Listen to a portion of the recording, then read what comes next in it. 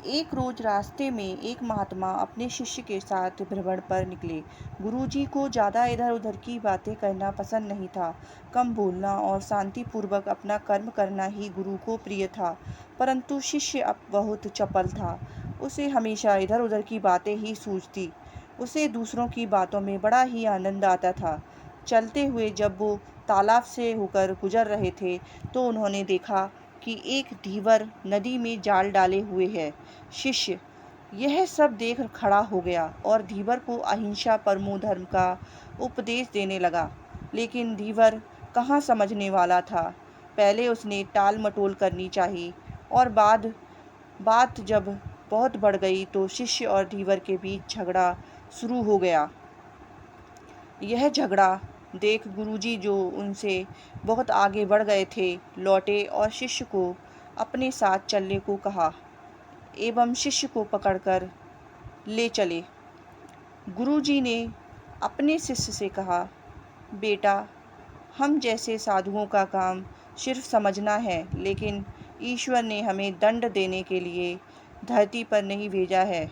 शिष्य ने पूछा, महाराज को ना तो बहुत से दंडों के बारे में पता है और ना ही हमारे राज्य के राजा बहुतों को दंड देते हैं, तो आखिर इसको दंड कौन देगा।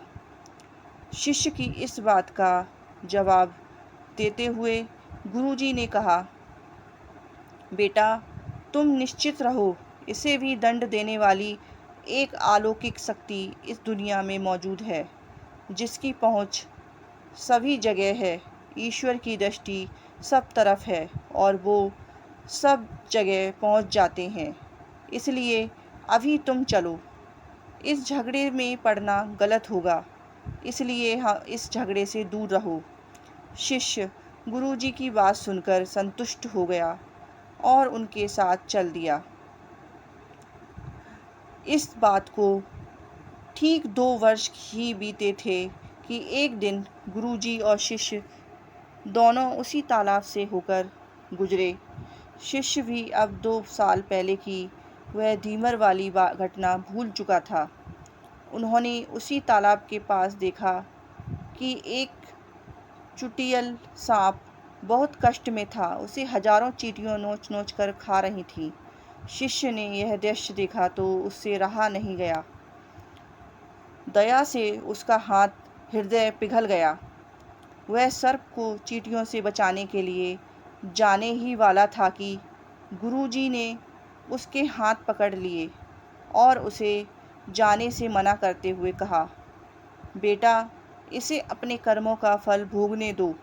यदि अभी तुमने इसे रोकना चाहा तो इस बेचारे को फिर से दूसरे जन्म में यह दुख भोगने होंगे, क्योंकि कर्म का फल अवश्य ही भोगना पड़ता है।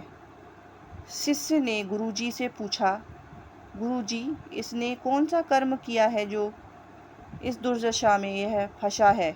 गुरु महाराज बोले, यह वही धीवर है जिसे तुम पिछले वर्ष इसी स्थान पर मछली न मारने का उपदेश दे रहे थे और वह तुम्हारे साथ लड़ने के लिए आग बबूला हुआ था जा रहा था। वे मछलियाँ ही चींटी हैं जो इसे नोच नोच कर खा रही हैं। यह सुनते ही बड़े आश्चर्य से शिष्य ने कहा, गुरुजी, यह तो बड़ा ही विचित्र न्याय है।